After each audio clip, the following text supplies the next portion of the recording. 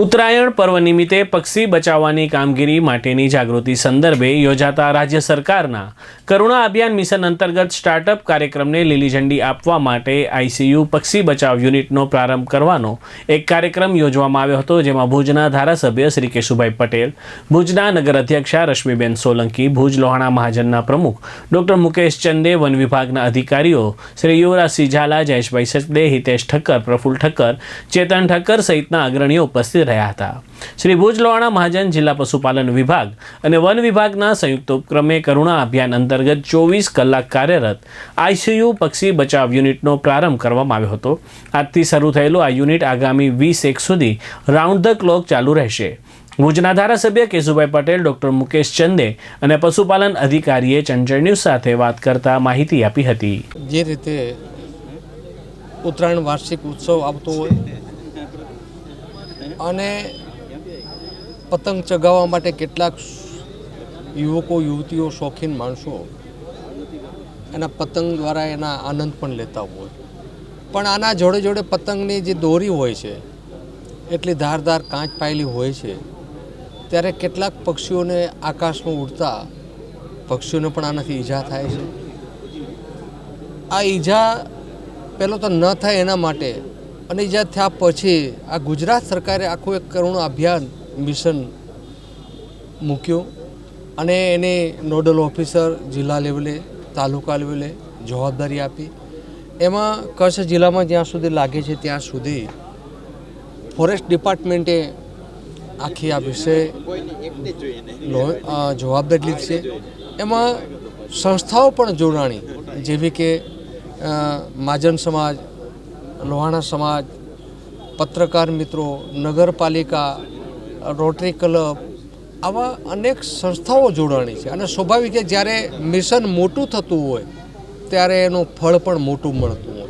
કોઈ પણ કામ કરે, 4 લોકો કરે એનો એટલો ફાયદો થતો હોય અને 500 લોકો કામ કરે તો એટલો ફાયદો થતો। એમ જે રીતે આખો એનો વ્યાપ અને વિસ્તાર વધે ત્યારે આનાથી નુકસાન કેમ પક્ષીઓને ઓછું થાય એના માટેના એક પ્રયત્ન છે અને કરુણા ભાગરૂપે જે રીતે આજે ફોરેસ્ટ ખાતું, પોલીસ ખાતું, વ્યક્તિગત સમાજો જોડાણી છે, ત્યારે આ પક્ષીઓને હાનિ કેમ ઓછી થાય એવા સમય, જેમ વાત કરી કે સવારના જ્યારે પક્ષીઓ પોતાના જ્યાં રાત રોકાણ કરતા હોય ત્યાંથી સવારના ઉડતા હોય વિચરણ કરવા અને સાંજે 5 વાગ્યા પછી જ્યાં રહેતા હોય ત્યાં પાછા આવતા હોય, એ સમયમાં પક્ષીઓની હલનચલન વધારે હોય, એ સમયે પતંગ ઉડાડવાનું આપણે ટાળીએ।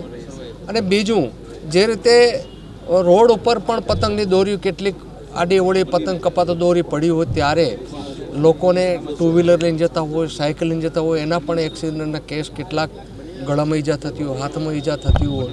તો આ ઈજા ન થાય એના માટે કોઈ પણ લોક કરી શકે, આ કોણ કરશે એ નથી, મારાથી શું થઈ શકે એ જો અભિગમ રાખશું તો પગે ચાલતા લોકોને પણ ક્યાંક દોરી મળે વાટમાં કે રસ્તામાં, રોડ ઉપર, તો એ દોરીને સંકેલીને એક બાજુ મૂકે તો ચોક્કસ આવા પણ જે અકસ્માત, જે નુકસાન થતું એનાથી બચી શકાય। હું ચોક્કસ અપીલ કરીશ ભુજવાસીઓને કે ચોક્કસ આ ઉત્સવ છે, આ અવસર છે, ચોક્કસ માણીએ, પણ તમારો ઉત્સવ, તમારો આનંદ કોઈકને નુકસાન ન પહોંચે, કોઈકને ઈજા ન થાય, આ પણ એટલી જ કાળજી રાખવી જરૂરી છે। રાજ્ય સરકારનો 2025 કરુણા અભિયાનનું આજે સ્ટાર્ટઅપ થયું, એની અંદર લોહાણા સમાજ અને બીજી અનેક સંસ્થાઓ જોડાણી છે।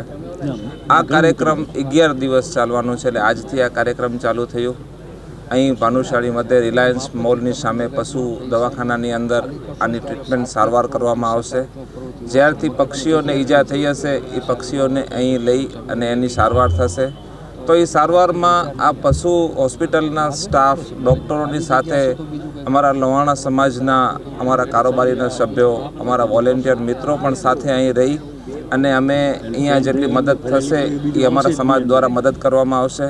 અમારા સમાજની એક એમ્બ્યુલન્સ છે, એ એમ્બ્યુલન્સ અહીં 11 દિવસ માટે અહીંયા જ રહેશે અને 11 દિવસ સુધી જો કોઈ આવા પક્ષી કોઈ જગ્યાએ અમને સંદેશ મળશે તો અમે એને ઇમિડિયેટલી રેસ્ક્યુ કરી અને એ હોસ્પિટલમાં અહીં લઈ અને એની સારવાર આપવામાં આવશે। તો આના માટે અમને જે લોહાણા સમાજને આ તક મળી એ બદલ અમે રાજ્ય સરકારના ખૂબ ખૂબ આભારી છીએ. આના સેન્ટરો જે બધા ટોટલ આખા ભુજની અંદર 11 જગ્યાએ 11 થી 12 જગ્યાએ આના સેન્ટરો મૂકેલા છે. જ્યાં બી આની ઈજા થશે પક્ષીઓને એટલે તરત જ અહીંયા અમને ફોનથી જે મેસેજ આવશે એટલે ઇમિડિયેટલી અમારી એમ્બ્યુલન્સ અને અમારા વોલેન્ટિયર મિત્રો આને રેસ્ક્યુ કરી અને હોસ્પિટલમાં લઈ આવશે. આજે કચ્છ જિલ્લામાં કરુણા અભિયાન 2025નું આરંભ કરવામાં આવેલ છે.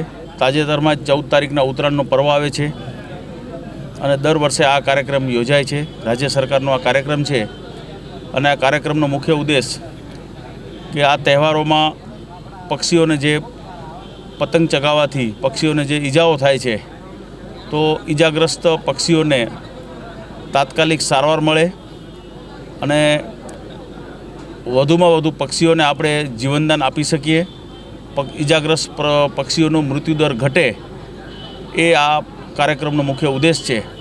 કચ્છ જિલ્લાની વાત કરું તો કચ્છ જિલ્લામાં અમારા મુખ્ય 2 શહેરો ભુજ અને ગાંધીધામ કે બંને શહેરોમાં અમે પક્ષીઓને વિશિષ્ટ સારવાર માટે ICU યુનિટ એસ્ટાબ્લિશ કરેલા છે. પક્ષીઓને સારામાં સારી ઉત્કૃષ્ટ સારવાર મળશે. ઓપરેશન થશે, માઇનર ઓપરેશન, મેજર ઓપરેશનથી પક્ષીઓને બચાવવાનો પ્રયત્ન કરવામાં આવશે. અમારા 10 તાલુકાઓમાં વેટરનરી ઓફિસરો કંટ્રોલ રૂમ ચાલુ છે અને તાલુકા કક્ષાએ પણ એમને સારામાં સારી ઇમરજન્સી સારવાર મળી શકશે.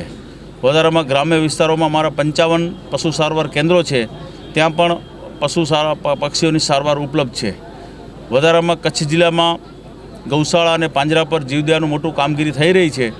એટલે જે કચ્છ જિલ્લામાં જે નમૂનારૂપ સંસ્થાઓ જે જીવદયાનું કામ કરે છે ત્યાં પણ પક્ષીઓને પ્રાથમિક સારવાર મળી શકશે. આ પર્વ નિમિત્તે હું આપના માધ્યમથી કહેવા માગું છું કે આ એક ઉત્સવ છે, પતંગનો ઉત્સવ છે.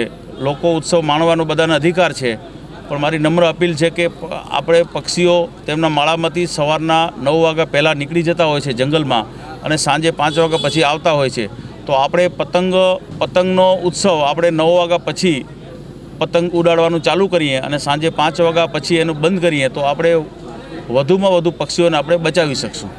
આ કાર્યક્રમનો મુખ્ય ઉદ્દેશ છે. અત્યારે જિલ્લા કક્ષાએ અમારા 2 ભુજમાં ICU યુનિટ છે, ગાંધીધામમાં ICU યુનિટ છે, 10 તાલુકાઓમાં છે અને વધારામાં જે રાજ્ય સરકારની 1962 એમ્બ્યુલન્સો છે, 2 એમ્બ્યુલન્સો ભુજ વિસ્તારમાં ફાળવેલી છે અને 2 એમ્બ્યુલન્સો અમારી ગાંધીધામ વિસ્તારમાં ફાળવેલી છે.